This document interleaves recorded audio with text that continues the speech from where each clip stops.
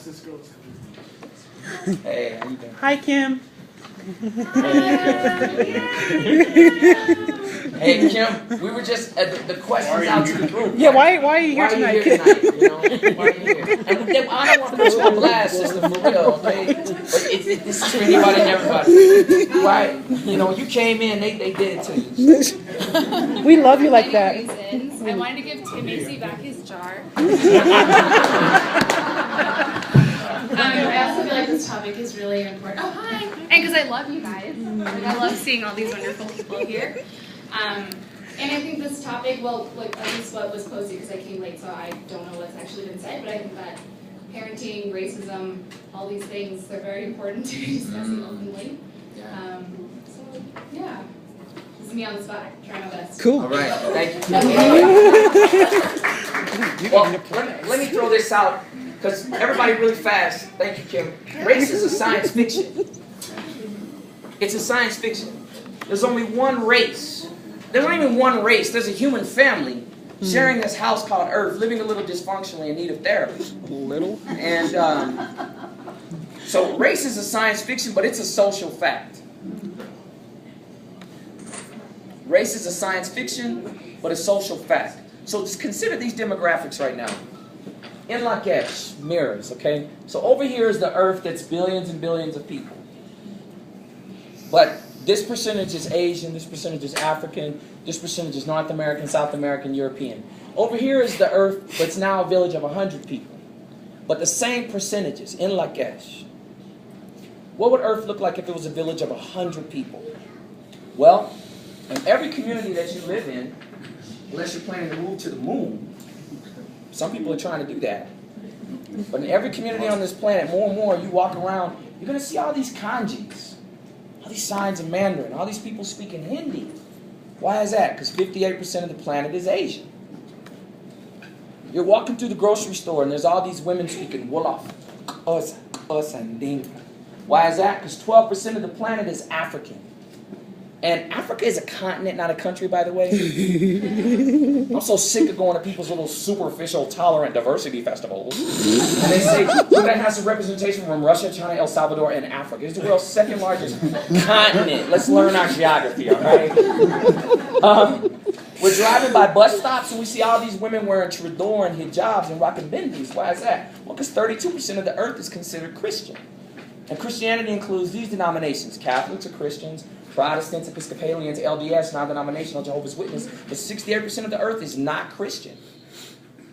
We're going to hear people speaking Spanish that are every so-called race and color of the human family. Because Latino is not a race. It is a group made up. Everybody in this room could be Latino. Everybody. Because Latino is a group made up of socially constructed races. You know, there's peninsulares, criollos, mestizos, mulatos, indígenas, negros, y zambos. And if you don't know what zambos are, really quick, that was the lowest caste in Latin America. You know, the peninsulares were the Spaniards that came over. The criollos were the Spaniards born here. The mestizos were the Spaniards and natives mix.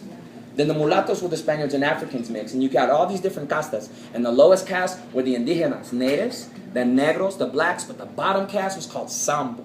And a sambo was a person of Africanized blood and native blood mix. In the United States, we didn't say sambo, we said sambo.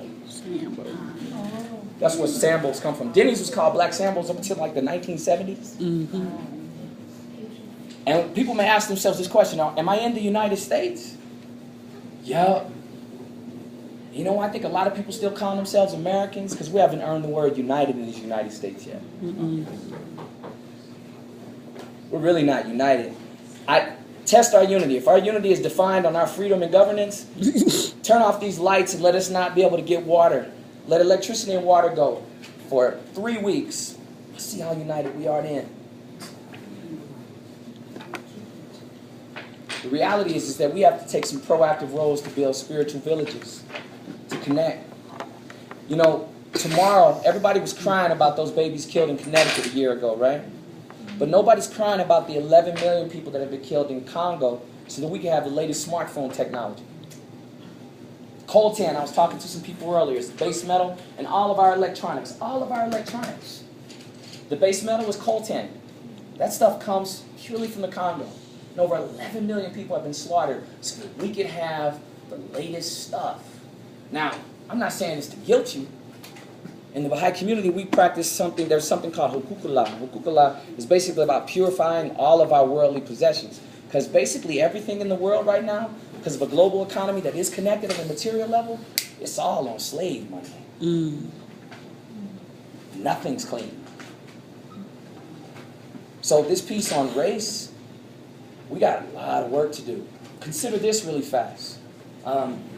There is no empirical stating that this is solid data, that one socially constructed racial group is more intelligent or moral than another. Then why do our schools look the way they do with such disparities with achievement, and our prisons look so like they do with disparities in incarceration? Because consider this, whites, so-called whites, are arrested more than any group for every crime.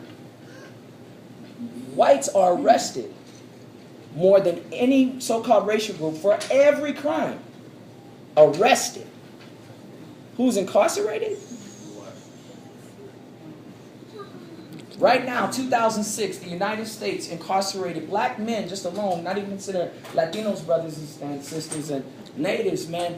Black men were incarcerated at 5 times the rate that South Africa did at the height of their apartheid regime. 5 times. How is it that the most so-called white supremacist racist society in the history of Earth, and we incarcerate black men alone at 5 times the rate they did? We're not talking about that? Maybe we're too busy watching Kim Kardashian's backside. We're distracted, you know? I don't know. But the point of it is that when I bring this up, a lot of times, you know what happens when you really start talking about race beyond the superficial tolerant level? What happens is some people get sensitive. They get real sensitive. White folks start feeling guilty. Oh my God, stop it. You know? Or they get angry. Well, Africans own slaves too. You know? Well, these Mexicans taking over. Taking over what? When was it a competition? Oh, that's right. The other meaning for the word race is a competition. Yeah. Wow. Yeah. So, no, that guilt, anger, you all, this is none of our faults, this stuff I'm talking about. It's none of our faults. Okay? But guess what? It's all of our responsibilities.